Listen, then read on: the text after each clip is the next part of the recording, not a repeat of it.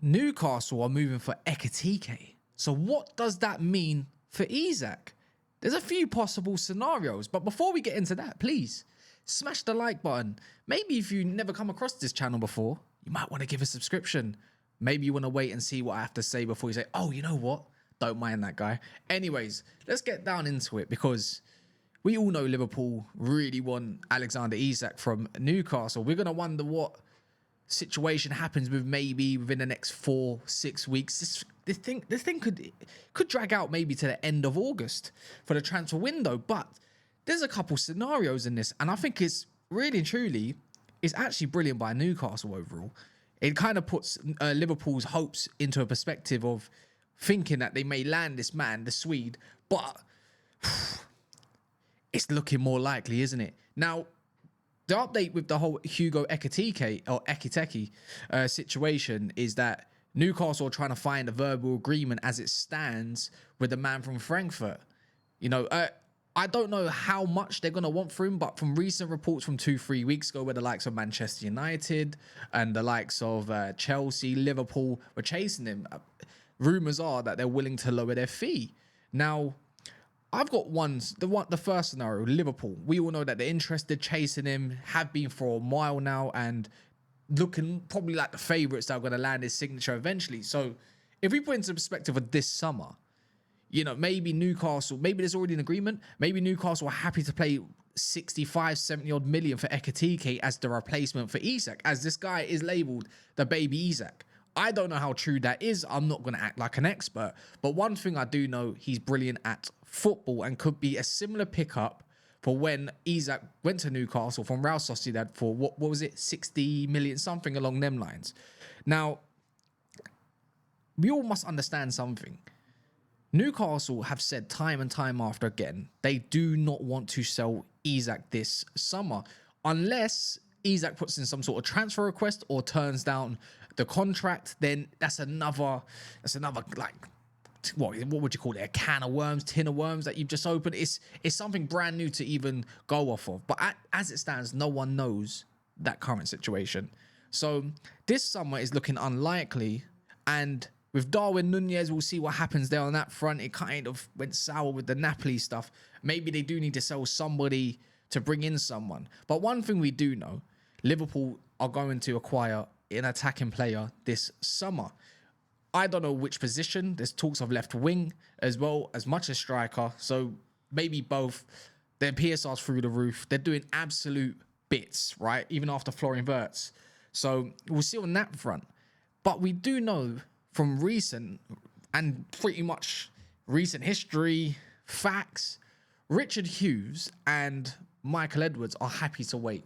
If it doesn't land them their number one target, and I know there's been Jean-Philippe Mateta rumours recently, which we can talk about in another video, maybe they're doing this thing where they're gearing up maybe for next summer. Now, this is probably the most logical scenario, and that's suited for best suited for both parties, right? They don't get their target now. They might be happy with their squad. They go acquire a left winger, considering what happens with Luis Diaz.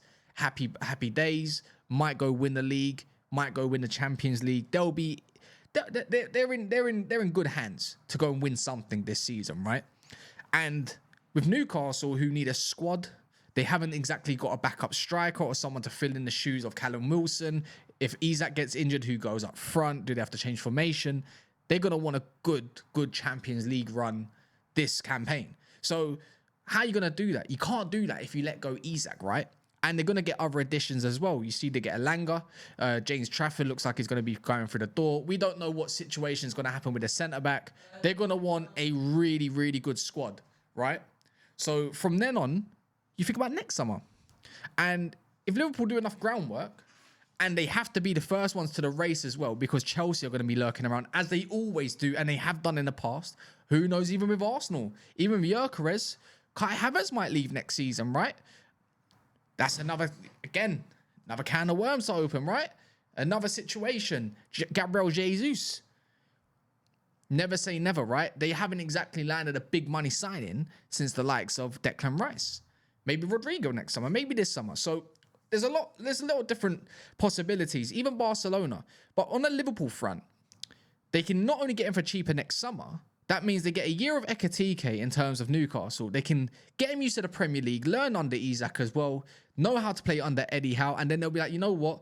I'm super happy to let Isak go for a certain price, and then he's Liverpool's man. I think that's best case scenario for both parties, and I do reckon it gives a lot of time for Liverpool to do groundwork over the next 12 months to go and get this man's signature. Because if it is the first team target, then you know what Michael Edwards is like. It's actually, you know what? When I deep it, yeah, Newcastle got something really good going on, and so do Liverpool. I think that's the most favourable. But if it is this summer, we've already seen it from Craig Hope before. Liverpool, not Isak, not for sale, and also if they do, they're gonna have to put something of excess of 150 million up. I don't see how. And I know we can do the maths because Harvey Elliott's leaving for a good price. Kwanzaa's leaving, already left for a good price. And all other players as well. Ben Dokes, maybe Tyler Mortons if he stays or leaves, we don't know yet. McConnell, what a player, he's going to stay, of course. And then, you know, Konate, if he stays or leaves, we don't know yet. We really don't. But it's all in favour of them when it comes to this man. And he's clearly number one. And what tells me that this man is number one in terms of Isak more than anybody else is because they're not actually actively looking or pursuing another striker as it stands, let alone a left winger. And they were going to move for a striker regardless of who leaves or stays. And of course, with the left winger, it's more like who falls in the shoes of Luis Diaz. So the movement for him is clear as day. That this is Richard Hughes and Michael Edwards' number one target or next big money target going in maybe this summer or next summer. But I do believe it will be waiting. We'll be waiting for that in 2026. Big moves. Honestly, big moves. And if they do that, then the Prem is filled with just the best and the elite. You know, all the top clubs having top strikers, bar Man United. I might be stuck with Watkins. You know, even with the likes of Newcastle, they're trying to build, they're trying to keep their stars. They're doing their very best. Eddie Howe's a brilliant manager. Man management, when it comes to young players, trying to develop a player, getting the best out of them in terms of their confidence, Eddie Howe's the man for me, right? Man management through the roof. Ekitike with a year, he could be the guy that fills in and gets yourself maybe not as much goals as Isak, maybe gets 15, 16, 17 after 1 year in the Premier League.